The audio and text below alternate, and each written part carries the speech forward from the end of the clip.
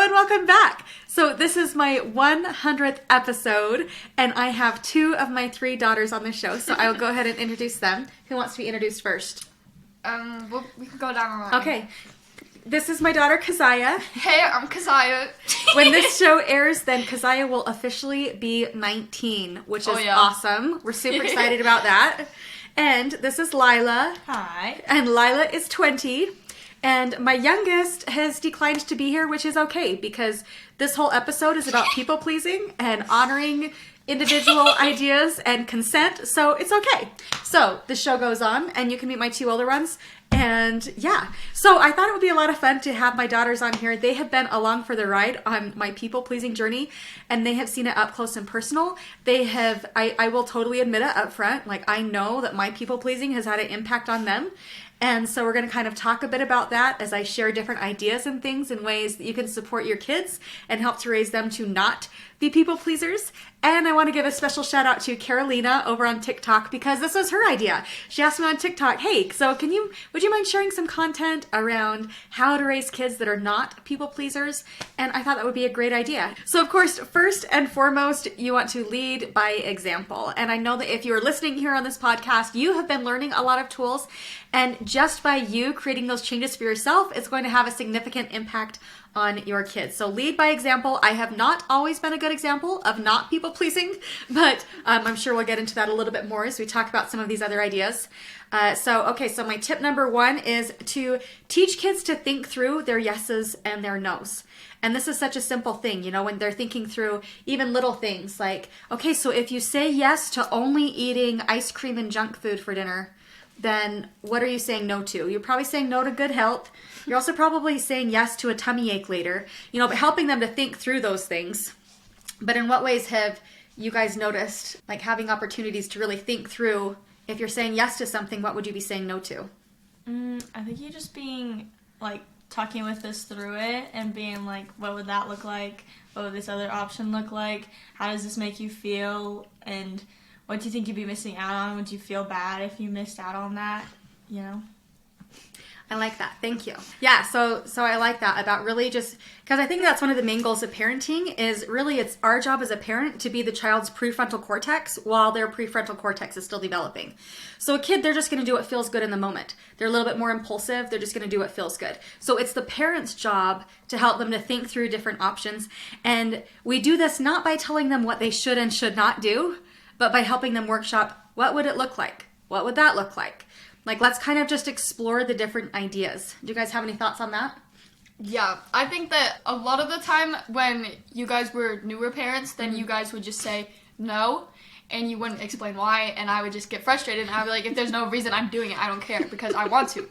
Except then you've gotten better at, like, explaining why, so that way I can think and be like, oh yeah, that's a good point, that, like, you know, to help me really think it through, and sometimes I still might make dumb decisions, but at least I could think about, like, why I want to do it and why I don't want to do it, you know? Yeah, and I'm glad that you brought up, thanks for saying it was when I was a new parent that I've learned since then. Because I think that the tendency, especially as a new parent, is when we're tired, we're just too tired to explain it, right? It's like, just do what I say, please. Like, just make it stop. Stop asking me questions. But one thing I just want to point out is actually taking the time for yourself to even just tell your kid, you know what, I need a few minutes to think about it. Can we talk about this later? It's going to save you more energy. Because how many times are the kids going to come back and be like, but why? And she's like, just stop. But it doesn't create any change. So actually it's going to save you energy as a new parent to actually think through your whys ahead of time so that when your kid does have those questions, you're ready. And it does take more energy in the beginning, but it saves you energy in the long run. So thanks for sharing that. Any other thoughts on that one? I think it's also good because it kind of creates like a conversation around like your parenting and house rules rather than just being like, I said so because I'm the parent, because that's the rule, because this is our house, you know, and maybe even changing your mind and being like, why is that? Yeah. You know, like a rule in our house? Is it because that's how it was for me when I was a kid, or is that something that really is important and I think that my kids should continue to do and continue to pass on? And I know that we've had conversations like that where we're like, but like that genuinely doesn't make any sense to me. Like, can we have a conversation and discuss this? And we were able to find a compromise where both of us felt comfortable in what the house rule was, instead of us feeling like we don't have an opinion because we're the kid, and you feeling like we're not respecting your rules. Right, because if a parent has just these rules and the kids are supposed to follow it, we are essentially teaching them, no, you must make me happy. We're teaching them to people please. We're teaching them that someone else's feelings are more important than our own. Someone else's opinion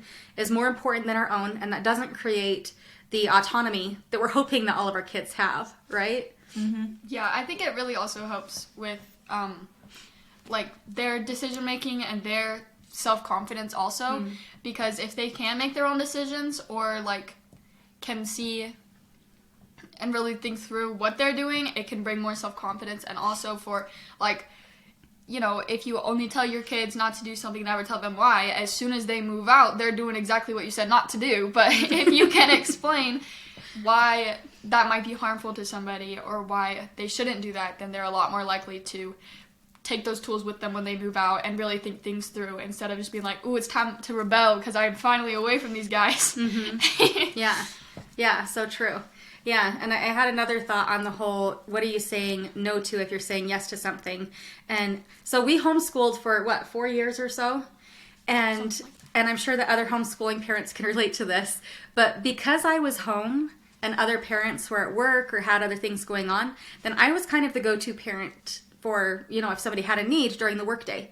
And it was interesting, like I can see it more in hindsight, and I didn't really notice it in the moment, because in the moment as a people pleaser, if somebody showed up with a need or they needed childcare last minute or something's going on, not only would I drop everything with homeschool to take care of them, but I would also put my kids in charge of somebody else's kids. You know, so I was putting my kids in situations too where now it's our responsibility to make sure that everybody's okay, and then their schooling is put on hold, and I mean, they're still rock stars academically. It turned out just fine.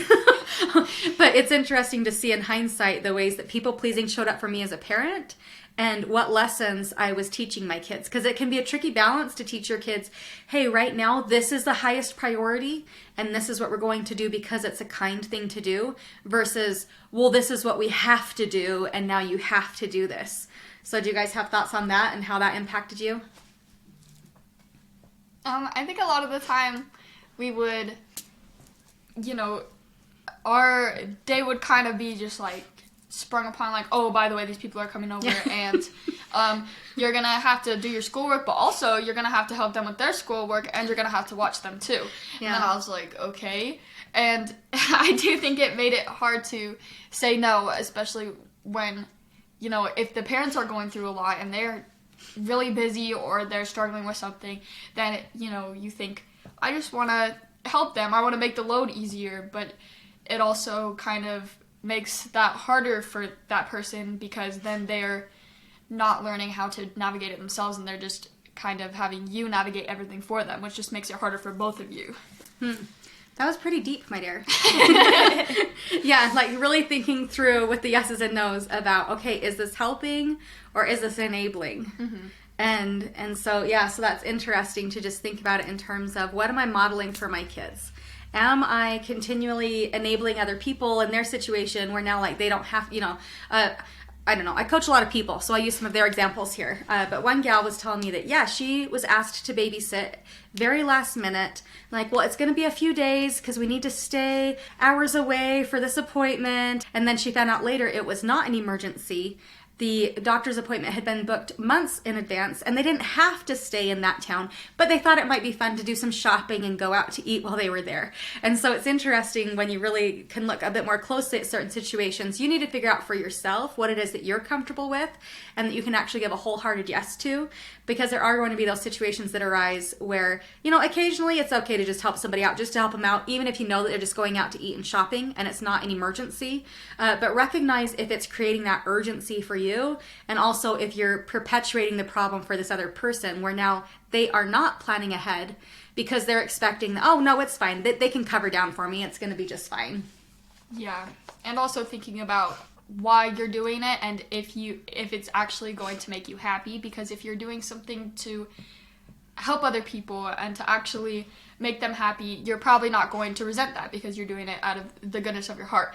But if you're doing it just because you feel like you have to, then you're probably going to resent them and you're probably going to be upset and it's just going to cause more issues. Yeah, I love that. Because if you're feeling burned out or resentful already, like, use that as information. That if I say yes to this, I'm saying no to my own well-being. I'm saying no to my own mental health. I'm saying no to me getting a break. And I'm so happy I can give this other person a break. But I'm having these negative emotions and using that as information that, okay, maybe this is a time where I can say no. I'm not the only person on the planet that could fill this need right now. And I think sometimes we believe that. It's like, but who else would do it? Who else is a stay-at-home mom homeschooling kids that could possibly do it? But generally, there's always somebody else that could help out, and just recognizing, like, okay, that helps take the pressure off of me so that I can check in and see, what do I need and what does my family need right now? Okay, the next one. Model how to say no and respect kids' no's even when it's uncomfortable. Now, this might look like, I know a lot of parents kind of struggle with, no, but you have to go and give grandma and grandpa a hug and a kiss. And they might really pressure the kids to do that when the kid's like, no, I just don't want to. You know, my youngest, who is not on the show, she doesn't really like giving hugs often, you know, and so I'll ask her, hey, even as a mother, is it okay if I give you a hug goodnight? And she'll say yes or no, and I will respect her answer. And it took me a while to get to there because I thought, no, my child is supposed to hug me goodnight, right? And so what are your thoughts on respecting no? I think that it's especially important as a kid because I think that definitely can form them to feel like they have to do something or have to please either their parent or their friends or, you know, anybody around them, and teaching them just even like with that example, like their bodily autonomy, like that you don't have to do something just because it's an adult, just because it's your parent. And also as a parent, realizing that it's not about you, it's about the kid, it's about their comfortability level. It's probably nothing that you did or that, you know, they don't love you, they don't want to, you know, make you feel appreciated. It's just that kid's comfortability level at the moment. Which is a huge part about modeling saying no, is also modeling how to navigate it when somebody is disappointed with your no. Right? That it's not the end of the world if somebody's disappointed. But the people pleaser in me wants to make it the end of the world. That, oh no, somebody's having a negative emotion and that's the worst case scenario. But that's not really the worst case scenario. Right? But just acknowledging, so I'm glad you brought that up. That that it's not only teaching them how to say no, but also that it's going to be okay if somebody has a negative emotion. It's okay if somebody has to learn how to solve their own problem. It's okay if somebody's disappointed that you weren't able to help. It's going to be okay. Any more thoughts on that one? Okay. All right, for the next one. Teach kids that they are not responsible for my adult feelings. And I'm really curious because I listened to a podcast on this recently where they were talking about the parents that would be, well, mommy's having a hard time, so you need to da-da-da-da-da. Like, be extra good, mommy has a headache. Or, oh, well, I'm feeling sad, make mommy happy and give me cuddles. And I really honestly don't know. Did I ever do that you can remember? I think that there's a limit. I do think that it's good to be honest with your kids about where you're at, because if you're trying to just pretend like everything's okay when you are struggling yourself as a parent or just as an adult or somebody who's living life, and then the kid is like confused all of a sudden if you like start crying or if you aren't able to do something you normally would be able to that day. I think it's good to be honest, but I think there's a limit where you're shifting that responsibility of taking care of things and putting it on your kid versus just being like, mommy's having a rough day, do you want to help me make dinner?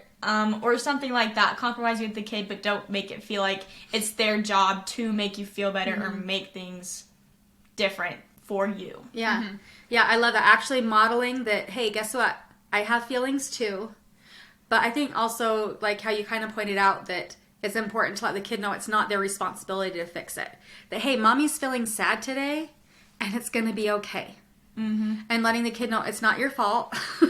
You know, you don't have to share all of the big adult things going on in your life, but let your kid know, no, I'm just feeling sad today, and this is what I do when I'm sad. I might cry a little bit, I might take a bath, and I might just want to snuggle a little bit more on the couch, and that's what mom does when she's sad. And modeling to them not only that it's okay to have feelings, but also letting them know that this is how I choose to fix it when I'm sad. I think can open up a dialogue like, so what do you do when you're feeling sad? What's helpful for you when you're sad? Because it opens up a dialogue where then you can also have the conversation with your child about them being responsible for their feelings as well.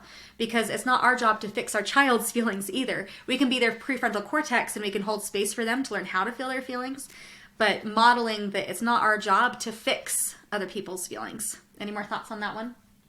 I just think that that's also very important because, of course, everybody would like their kids to grow up to be emotionally mature, know how to understand their emotions and deal with them, because I think we all know people, or maybe we are even that person sometimes that can just ignore things, and it doesn't go away. You may hide it for a while, but being able to show your kid and talk with them about how to process your feelings, like, it's one thing to tell them, it's another thing to work with them through it, especially because as a kid you're like, I want to grow up, I want to be a big kid, everything seems so fun, life seems great, you have all this money, you can do whatever you want, but in reality we all know it's not like that, so it's okay to show your kids the rough days that you're having too. Yeah, I love that, and that leads so much into so much emotional intelligence stuff, which I know we're going to be talking about next. So yeah, very good points. Thank you. Okay, so yes, that is the very next point. Is teach your kids emotional intelligence. Now, I don't know if you guys remember this. Do you guys remember this book, this Dictionary of Emotions? A little bit. So when they were much smaller than they are now, then for a while then we would pull this out at dinner and we would just pick a random emotion in here and talk about what it feels like in the body. Do you guys remember doing that? Mm-hmm. Yeah. Yeah, so we would take turns seeing who got to pick the word. So then they were learning the vocabulary for the emotions. So for example, dejected, low-spirited, downhearted. Like, what does it feel like when you feel dejected? And is there a time in your life when you felt dejected? You know, we just talk about what does it feel like and what does it feel like in your body? What kind of thoughts come to your mind when you're feeling that way? And how do you navigate it? And so we did that for one of our little emotional intelligence exercises, and it was really fun that my youngest, then she actually 3D printed an emotion dice. And do you guys remember that? Yeah. It was super cute. And so then it had different emotions on the side, and so then we implemented that where we'd roll the dice and then talk about that feeling and, oh, okay, who had that feeling today? So just finding little ways to talk about emotional intelligence. What has your experience been with learning emotional intelligence? I'm biased, but I think that my girls are pretty emotionally mature. So tell me, what have you noticed between your experience growing up and your peers? And tell me a bit about that. I think that, I do think that, not to have bias myself, but I think we do a pretty good job about being emotionally intelligent, and even just accepting that we're not all the way there, that there is stuff to work on. Mm-hmm. I think a lot of people, sometimes you can tell they're not the most emotionally mature because they think that they are and they think they know everything, but we all know that there's always more to learn. There's always something you can work on, whether it's with yourself, with your relationship with others. And I think that even just noticing how, like, it's really weird to explain. Sometimes in conversations with other people, it's almost like I'm taking a different perspective, like outside of the conversation, thinking through why are they thinking that? Why am I thinking this? Why did I have this reaction? Why did they have that reaction? And like really just thinking it through like logically instead of, you know, feeling hurt in the moment and just attacking the other person, but really taking a step back and looking at it from all the different perspectives and different emotions behind it, because, you know, there's a lot more emotions than mad, sad, happy, like there's so many different things, and even just, you know, knowing the words to use can help you communicate those feelings to others, because it can be really frustrating when you don't know what you're feeling yourself and you're trying to have a conversation with a partner or a friend or a parent, a sibling, about what you're trying to feel when you don't know yourself. So learning how to communicate those things or understanding your own feelings will help you communicate that with other people and understand their feelings. And I love that you talked about seeing it from the other angles, because I think that's what true emotional maturity is understanding that you can experience more than one emotion, and not just more than one emotion, but more than one emotion at the same time. And that you have all of your emotions happening, and then, like you said, zooming out and think, okay, so what might be happening for them, and how can we find that middle ground? Like, that's true emotional maturity. I was thinking when you were talking earlier, too, oftentimes here on the podcast, I've talked with them about allowing yourself to feel those feelings.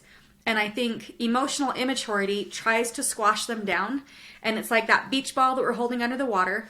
And since we're talking about parenting, and that emotional maturity there, then if we're suppressing our emotions and we're pretending that everything's fine and we just keep going on business as usual, that beach ball might blast out of the water and it might smack our kid, right? Like, we don't know what the impact is going to be. But as we take the time to really think through, even just naming your emotion, just giving it a name helps the energy of that emotion to come down. So give it a name, identify how it feels in your body for just like 90 seconds, and it can significantly bring down all of that fight or flight energy so that you can kind of just observe it from that more neutral space and that more place of that compassionate curiosity of what's happening for me, what's happening for them, and how can we come together on this?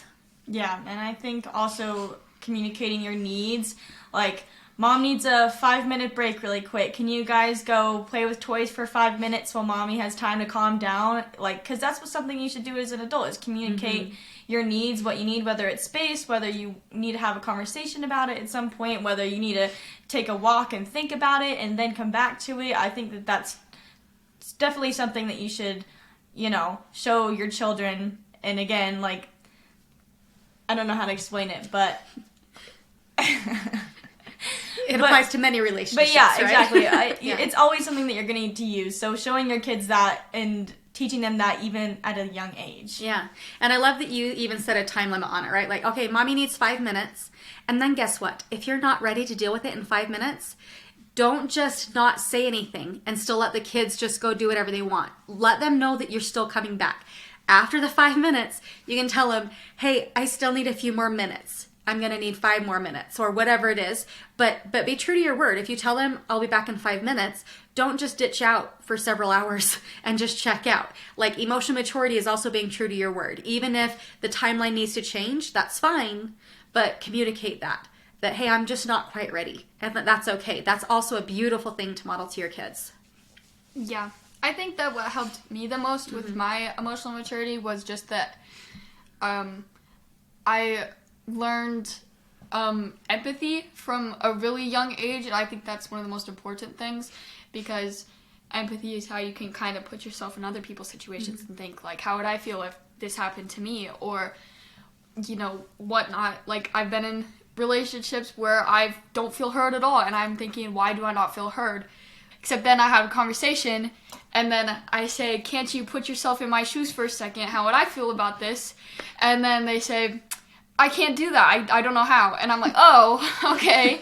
And so I think that's really, really important, is teaching your kids empathy, because I think that was, like, the main reason why I was more emotionally intelligent, is because you guys really emphasize that from a young age. So what was most helpful, and by the way, this one's an empath, so she really does feel it all.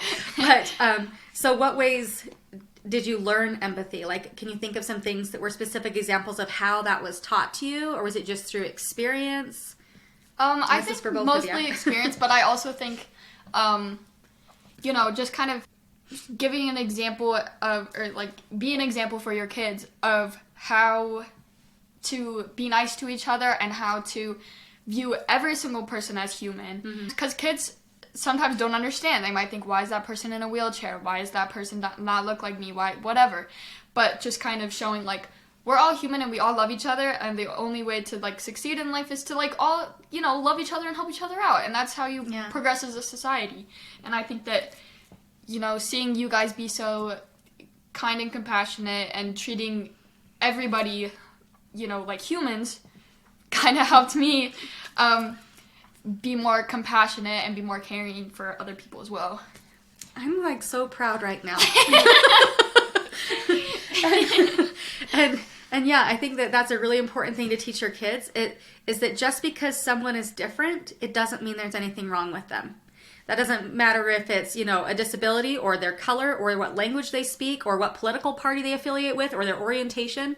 We're just different, and it doesn't make them wrong or bad or scary. Our brain's going to say, because it's different, this is scary and bad. And we don't know how to show up around people that are different from us. If we've ever been in that situation before, we don't know how to show up. And so I'm just so proud. Thanks. How about you, Lila? How have you developed empathy? I think just kind of checking your own biases, because those things are learned. Like, little kids, they look at me and they're like, oh my gosh, yeah, pink hair, that's so cool. Yeah. But it's mostly like, as you get into like being a teenager and adult, that people are like, what the heck? Why is your hair like that? Why do you have a nose ring? Why do you dress like that? Why do you think that, believe that? Whatever it is, those things are learned. Little kids most of the time are not going to just look at somebody and judge them. They're going to love them. They're going to think that something different about them is really cool. And so even like in myself sometimes, I know that I have biases, and those things are hard to get rid of. They're hard to, grow out of, but as soon as you recognize them, just working on those things so that I don't pass those on to my future kids, because we all want the world to be a better place. We want our kids to be kind people, loving people, and not, judge somebody based off of whatever it is that they do or look like or believe. And so I think that, like, seeing you recognize those things in yourself and just correcting them, because it can be embarrassing. It can, like, realizing that you made a mistake and that you shouldn't have done something, that can be very hard to admit. Especially, I would believe, to your kids, that can be very hard to do. So just seeing you recognize those things and own up to those things and seeing you work through those things to make yourself better, I think has helped me look at myself now that I'm older and my biases and things that I can work on. Thank you for, first of all, saying that I did a good job with that. And I love that you said that I did a good job, like, acknowledging when I maybe had some bias and without telling everybody what things I maybe struggle with. I appreciate that for not airing my dirty laundry. But yeah, acknowledging to your kids that, yeah, life is a process. Like, we're each progressing and that's okay. What are your thoughts on kindness versus compliance? I think we've already kind of talked about it a little bit. But do you have any thoughts that jump out at you? Yeah, I think that's kind of what we talked about before, that it's okay to do things just to be nice, even if you don't 100% want to do it. But it's also different if you're doing it just because somebody told you to. Just because my mom told me to go be nice to the neighbor instead of, being nice and wanting to bring them a plate of cookies, even though it takes time out of my day. And I think that you can also tell when somebody's doing something out of compliance versus out of kindness. And sometimes it's a weird middle ground, and you're like, I kind of want to do it, but also I feel like I kind of have to do it. And so, just, it's like service. Not everybody is always going to want to go donate blood. That's not the most fun thing ever, but just doing it out of the kindness of your heart and not feeling like you have to do something. Yeah, and I think it's the same with having your kids say sorry, to really help them understand and have them wait so they really do feel sorry. So it's not just like, sorry, and they're just getting it over with just so that they can say sorry and then people can leave them alone about it. But, having them sit in their emotions and kind of think, am I sorry? Like, what did I do wrong? And then after they've really thought about it and really decided they are sorry, then say, okay, go apologize, but don't just force them, be like, go say sorry, because it doesn't mean anything. Right, and having the conversations like, okay, so when you did that, how did you feel? And maybe in the moment, maybe they, acted out in rage and they really did feel good in the moment. And then slowing it down, okay, and then what happened? Well, but then, Johnny didn't want to talk to me anymore and they didn't want to play. So really helping them to think through what is the full impact of that and how does that make you feel? Because the truth is, when we do a lot of naughty things, we do feel super empowered and we feel super like this righteous indignation that we did the best thing ever. But helping them to think through all of the implications. I like that. Okay, next one. Support their interests and encourage self-expression. Let them be their own person and celebrate it. How does that help to minimize people-pleasing? What do you think? I think that's a very good one, and I think I've definitely seen like a huge shift in how you and Dad have looked at that. Things that are pretty insignificant, like what color your hair is, it's really not gonna affect anybody else. And you can talk through that and be honest. Like, we've had conversations that, well, it might be harder for you to get a job, it might change how people look at you, but letting them decide whether they want to go through that, or what they wear, or what piercings they get, if they get tattoos, what they put out on the internet. It can be similar for anything, but having a conversation with them and being honest, because people are going to treat you a certain way based on what you do or what you look like, but letting them make that decision whether they want to put themselves in that position. Yeah, and I think along the lines of people pleasing, having those conversations through the lens of so why do you want to have pink hair? Let's just say, oh, because it makes me feel good. Okay, great. Instead of, well, I want to have pink hair because all the cool girls have pink hair, and I want to be one of the cool girls, and they're not going to like me if I don't have pink hair.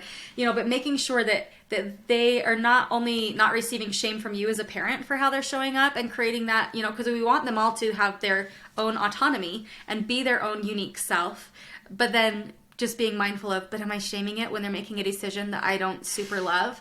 And so, yeah, just being really aware of that. Yeah, I think that, especially with the internet nowadays, I think that's a really good point to bring up. And especially little kids, because they have a very hard time sometimes deciding if they want something because they want it, or if they want something because their friends have it, or they want something because it's trendy. Like, I've seen a lot of videos of, like, kindergartners who want a Stanley Cup, and they don't actually want a Stanley Cup. They don't care what cup they have, but all their friends have it. They see that it's cool, and they want to be cool. So I think that is very important to make that difference of, are you doing it for you, or are you doing it because of somebody else? You want somebody else to like you. You want to fit into a certain crowd. Why are you making this decision? So how would you talk to your kids about peer pressure and their motives for doing things, like through the lens of parenting and people pleasing? I would probably just talk to them about the consequences of what would happen, like the good and bad. Like, what could happen if you go to a party and get drunk? Like, maybe you'll have more fun. Maybe you'll be more likely to talk to new people. Like, but also, you could end up with a lot more bruises than you thought. You could, make a fool of yourself. You could end up, there's a lot of different things. And I think really talking to them about what's going to happen if you do something, what's going to happen if you don't do something, and then also, why do you want to do this? What are your pros and cons specifically? Because there might be some that are, like, factual, but also some might just be, like, how you feel about it. So asking them what their opinion is about it and why they want to do something or don't want to do something. Yeah, and I think forming that baseline of just communication and trust with your kid, because I think it can be really hard for kids to feel like they can tell their parents something, especially if it's a lot different or rebellious, if you want to put it that way. Like, oh, well, I'm not going to tell my parents or ask my parents if I can get this piercing. I'm just going to do it. I'm not going to tell them that I'm going to go hang out with this person. I'm just going to sneak away and do it. Whereas if you have that level of trusted communication, that's when you can have those conversations. And you know that you can't control your kids' every move. You know that kids can still be sneaky no matter what, but just being able to be honest with each other and have you trust your kid and your kid can trust you, it can really get rid of a lot of those scary unknown situations when you can have conversations about it. Yeah. Like, they always say, if you ever end up, in a situation you don't like, you can throw us under the bus and say that we don't want you there. Or if you're at a party and you're drunk and you don't have a way to get home, you can call us and we'll pick you up. Because, if you think about it, you don't want your kid paying like $40 for an Uber with this random guy, like...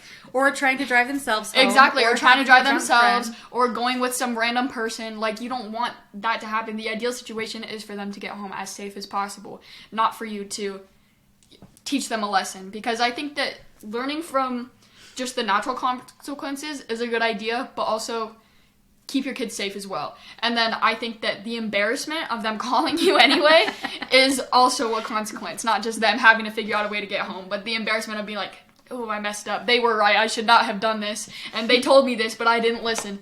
And so, I think that you guys have done a good job about that, of kind of, creating an environment where I feel like I could talk to you guys if I've made a mistake, and then instead of being shamed for it, you can talk about it and be like, okay, so why did you do this, and what could you have done better, and what will you do in the future, Yeah, and I learned that tip, I'll just add, from my own mom, who said, if you're like ever in a situation where you feel uncomfortable, just tell them that it's your curfew, because it is your curfew. If you feel uncomfortable, I want you to be home. And I was on one date where I told the guy, yep, I've got a 9:30 curfew. Sorry about it. Yep, my parents sure are strict, but knowing that these kids, as they're working to develop their own prefrontal cortex, but having those conversations about, what would you do? What would you do if you were at that party? What would you do if this happened? What would you do if this happened on a date? What would you do? Having those conversations, but also giving them ideas as to, if you can't think of anything in the minute, just pretend like you got a text from me and you have to come home. Like, give them an out. And then like Keziah said, You don't have to like ream into them the second they get home. Let the consequences speak for a bit, and then you can have those conversations about, so how'd that play out for you?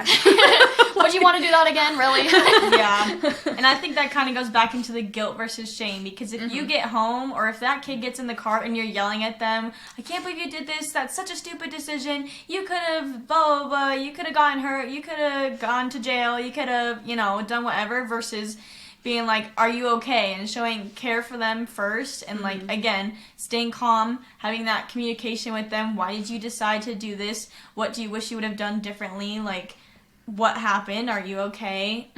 There's a really big difference in that, and again, it's going to reflect the next time that kid does something bad. Because, of course, ideally, no kid would ever make a bad, dumb decision. But, of course, that's not going to happen. So, figure out the way that you want to respond to your kid, and you want the way your kid to respond to you when those situations are going to happen, so that you can continue to have that level of communication and have your kids still feel comfortable with you, instead of, again, trying to hide it even more the next time, not feeling comfortable to call you the next time something happens because of the way that you may have reacted the first time. Yeah. And I'll insert something that I kind of had to retrain my brain how to do. I really had to work hard at, whenever I heard a loud crash, to make it my default setting to first say, are you okay? And then after I assessed that my kid was okay, then I could talk about, okay, so what was that? What do we need to clean up? And I think, though, that applies to so many situations, no matter how old your kid is. That when your kid has a big crash, doesn't matter what kind of crash it is, some big mistake happens, to check in first and say, are you okay? And making that the top priority will help to set the stage for a dialogue about, okay, so now let's talk about what happened. But it will create that level of safety rather than shame. Yeah, and I think that making the situation comfortable, because you're going to have hard conversations with your kid. There's going to be serious topics you're going to have to talk about at some point, but instead of making it be like, okay, we're sitting down, we're going to have a serious conversation about drugs and why they're bad and why you should never do them.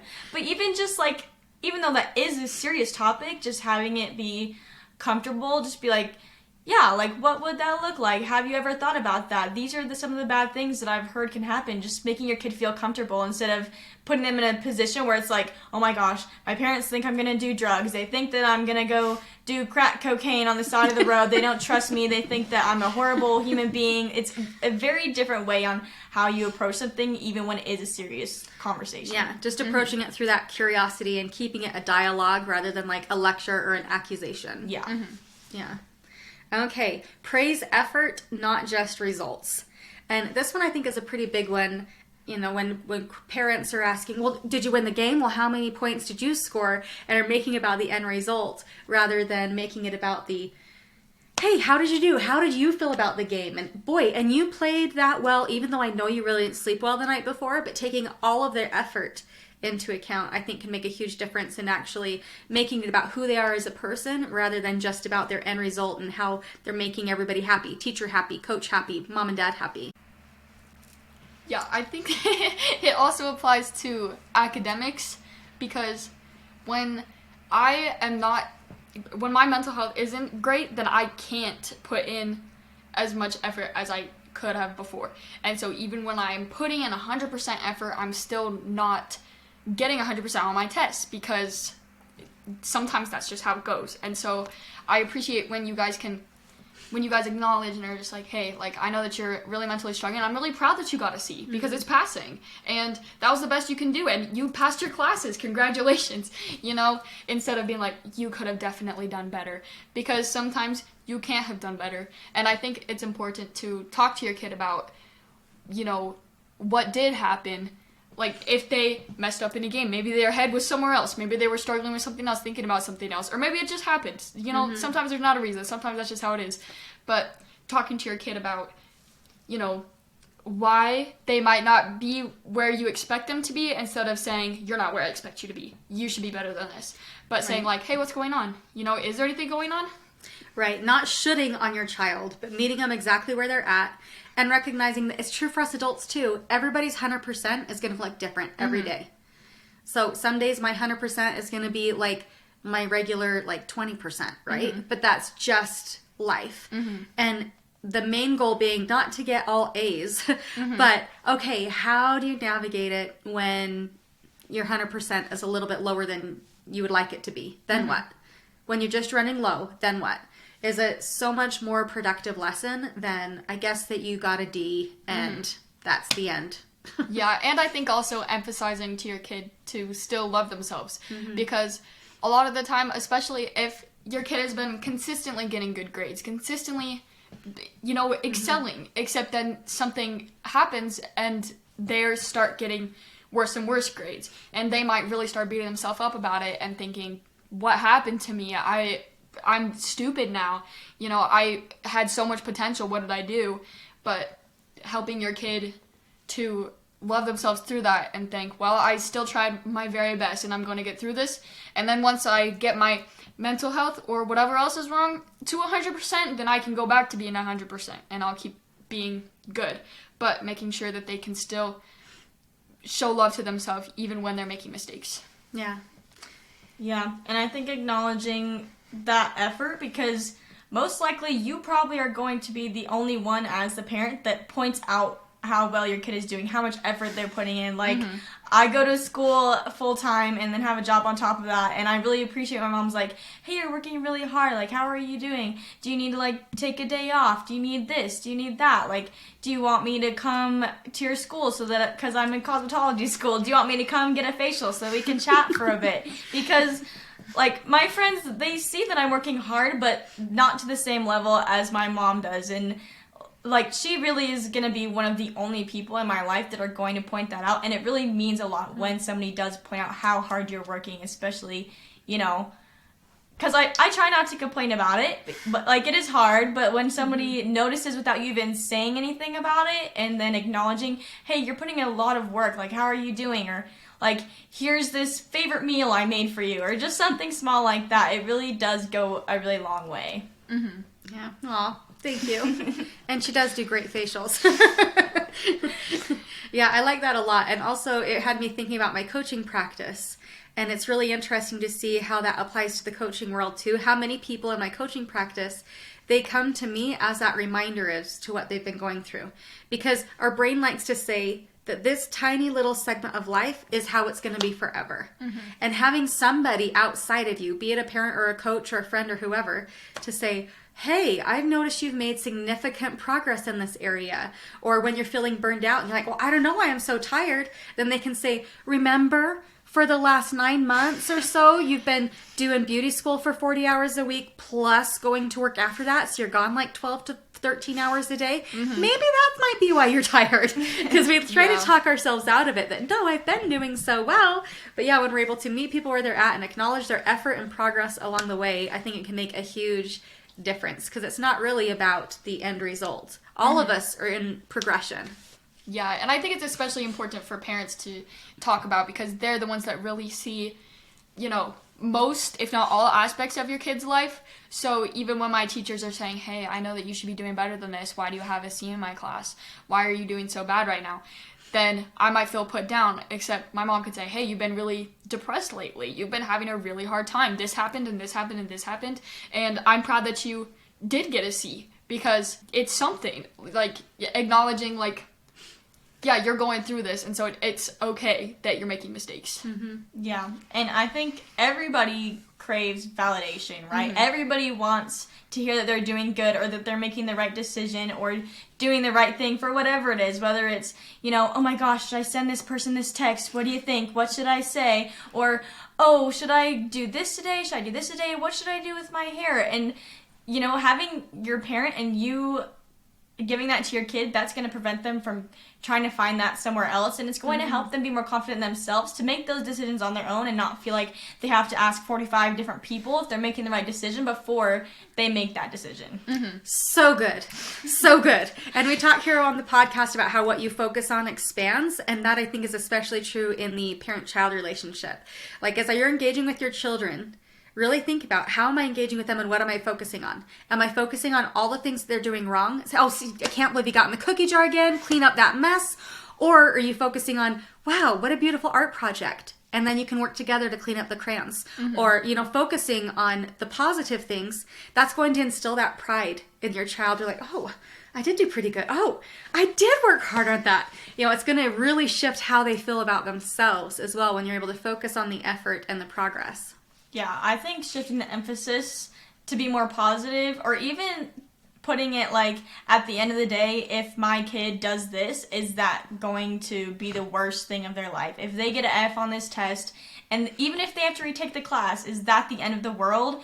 And putting it that way in your kids' eyes is going to make them feel more comfortable to make those decisions on their own, because they don't have as huge of an impact. Of course, if you feel like if you fail this test or if you make this decision, it's the end of the world, your life's over, you're going to want to ask other people, how should I do this? Am I doing this the right way? But if you know that you can make it through something no matter what, and that you're going to be okay no matter what, you're going to feel a lot more comfortable making those decisions. They're not going to seem as scary. And being willing to share with your children your own failures. For example, my kids all know that in college, I had to take statistics twice. I totally failed the first time. The second time I took it with a different teacher, I got an A. And I was so proud of that A because of the effort I put into it. But it's really not that big of a deal if you have to retake a class. It's okay. We put so much weight on it, but I've never had, in all the jobs I've had post-college, I've never had anybody say, but how many times did you have to take statistics? Nobody cares. They just want to know if you've learned and if you've moved on from that. Okay, let's see. Next question here. Okay, so the next one is encourage decision making and allowing your kids to have the self-confidence to make their own decisions. And this can look like just giving them a choice like, hey, what do you want to do today? But it can also just look like giving them little empowering questions like, hey, do you want to take a bath first or do you want to read first? But giving them some choice in the matter rather than, but this is what I said you have to do, so now you have to do it. Yeah, I work at a daycare, and I see that all the time. You have to give, especially like toddlers, but pretty much everybody, give them a choice, and you'll get way less resistance. Because if you say, go use the potty, then they'll be like, no, I don't want to. But if you say, okay, do you want to wait in line for the potty over there, or do you want to come sit at this table? Then they'll just go quietly stand in line because they don't want to sit at the table with you. Yeah, but finding little ways to show the kids that, you know what, I trust you to make a good choice. I'm going to give you these are both good options. You can't make a wrong choice, really, when it's between these two things, but I'm going to let you make that choice. Can help to reduce that resistance and give you opportunities like we talked about to catch them being good. Wow, what a great choice that you decided to stand in line for the potty, or, that's going to save us so much time on our field trip. Finding those little ways to offer that positive reinforcement. Yeah, I think especially with like little kids, like, again, starting these things when they're little, sometimes like it can be really exciting when you're like, oh my gosh, I have a mini-me, like a baby. And then like as they get older, like they're going to have their own personality, they're going to have their own thoughts, like they're not going to be an exact version of you. Like that's just the reality. No kid is ever an exact copy of their parent, and it can be hard, but even like starting with those small decisions where like at the end of the day, do they really have a choice on if they're going to go to the bathroom or not? No, but making them feel like they have a choice so that then when they're older and they get to make bigger deal decisions, that it will go a lot smoother. Yeah, and they'll feel a lot more confident that they can make a decision, which is another downfall of people pleasing, right? Is the indecision of, well, I don't know what to do. I don't even know what my options are. I don't know. But knowing that, oh, number one, there are options. Number two, I can make that choice and it's a good thing. Okay, last one. Teach assertiveness and make it okay for your kids to be assertive. Now, I admit I was really hoping that at this point, then because I would tell a story about, what grade were you in? Was it? Third. Third grade. Okay, tell the story. Okay, so I was in third grade, and I was pretty gifted, I guess, and a lot of the times I would finish my tests a lot earlier than the other kids, and so I would have nothing to do, and I would either color or I would read a book. Most of the time, I would just read my book. And so one day, I was taking this test, and I looked around, no other kids were done. I was like, okay, I'll just read a book, whatever. So I'm reading, and then my teacher comes over, and she says, you're supposed to be grading other kids' papers. Why are you reading right now? I'm telling your mom. you gotta go call your mom and you gotta tell her what you did. And I was like, okay, I'll tell her I wasn't doing your job because your job is to grade. Like, and so, yeah, I'm very grateful that I have a parent that wouldn't be mad at me and just take the teacher's side. But I knew that my mom would back me up, which is why I was okay with calling her. So I was like, yeah, guess what I did? You're gonna be so upset, guess what? Yeah, and didn't you write me a note, too, that I was supposed to sign and I turned? And her note said something like, I was reading instead of correcting the other kids' papers when they weren't even done with their tests yet. And it was like the funniest thing. But I was proud for two things. I was really proud that she asserted herself, that she knew that no, like reading, there's nothing wrong with reading a book, and that's okay. And I made a good choice, that she felt strong and confident in that. But what else I really liked was that she knew that her parents had her back, that it would be okay. And that's not to say that I was gonna, my kids didn't get away with everything, but they knew when they were in the right, they knew that they could come to me and that it would be okay, that mom would actually make the situation better rather than making the situation worse. Yeah. Yeah, or even respecting how your kid would like you to respond to the situation. Like, I have a friend who something happened at school and she's like, well, I don't want to tell my mom because my mom's just going to call and make a big deal about it and then all the teachers are going to hate me. And so, like, sometimes the kid might want you to make a big fuss about things. If it really needs to have a big fuss, then they might tell you that that's what they want. But other times, they might just want you to empathize with them or just hear them out or, react in a different way in what they need at the moment. So just asking your kid what they need and how they would like for you to respond to that, instead of just assuming that you need to go take care of your kid, you need to go shield them from the world, because it's okay for them to deal with hard things. And it's hard to see that, I'm sure, but kids are going to deal with hard things no matter if they're 5, no matter if they're 12, no matter if they're 27 or 42. Like, they're always going to deal with hard things. So teaching them how to work through that, and you can help them along with that, rather than just immediately taking them out of the situation and putting yourself in and, trying to protect them, which is a great thing. It's just going to make it a lot easier for them in the future to deal with things on their own if they start with those little things with your help. Yeah. So I'm going to be asking you guys to be thinking of examples of how you've learned to be assertive, or what things you remember from childhood that, where you remember witnessing assertiveness. I'm curious about that. But yeah, I think that with the assertiveness, it's really about modeling that for your kids. And I get it that being assertive can be a really hard thing for a people pleaser to do. And it's okay to have the dialogue with your kids about it. For the kids to know that this is actually a hard thing for me to do, but I'm going to do it anyway because it's important. That being assertive doesn't mean that you're walking around confident all the time. It means that you know what it is that you need and you're willing to give voice to it. You're willing to speak truth to it. And that you're willing to just experience whatever the consequences are of asserting yourself. But also, on the flip side, acknowledging that you're also going to be experiencing consequences if you do not assert yourself, and allowing the kids to kind of see both sides of, okay, well, I didn't speak up for myself in this instance, and now I have all of this to deal with. Or for the kids to see, I was really uncomfortable, I asserted myself, and look at all of the cool things that happened. But letting your kids come along for that journey. So do you guys have any thoughts or experiences that come up for you? I think I've had a lot of experiences with, guys specifically, where I've had to be very assertive, and I think sometimes it's really hard for me because I think I don't want to be mean. I don't want to, be rude. Except if someone is making you really uncomfortable, then you do not have to make being nice your top priority. You got to make your safety your top priority. So I've learned and practiced a lot of, if a guy is being really creepy, I will tell him straight out, don't talk to me. You're weird. Like being very firm and not just like laughing about it and be like, ha ha ha, and just, laughing through it, but telling him, don't do that. It makes me uncomfortable. Yeah, and if somebody's being uncomfortable to you, like if you're feeling really uncomfortable because of how somebody's treating you, and it's funny because the brain wants to say, but I don't want to be rude. But then it's like, but who's being rude? Yeah. Like if they're pushing me beyond my boundaries and beyond my limits, who's the one that's being rude? Yeah. And that's a total people pleaser tendency, is, but I need to do it in the nicest way possible. And so, yeah, so that's interesting to point out. How about you, Lila? Yeah, and I think that just practicing with your kids, giving a firm no and giving a firm answer, because if you just kind of laugh it off or you don't give a firm answer, it's going to elongate that uncomfortable or even like bad feeling or experience. Whereas if you give them a firm answer, like a firm no, don't talk to me like that, then that's going to shut things down a lot more quickly, and you're going to feel a lot more comfortable after the fact and after that's done with and said.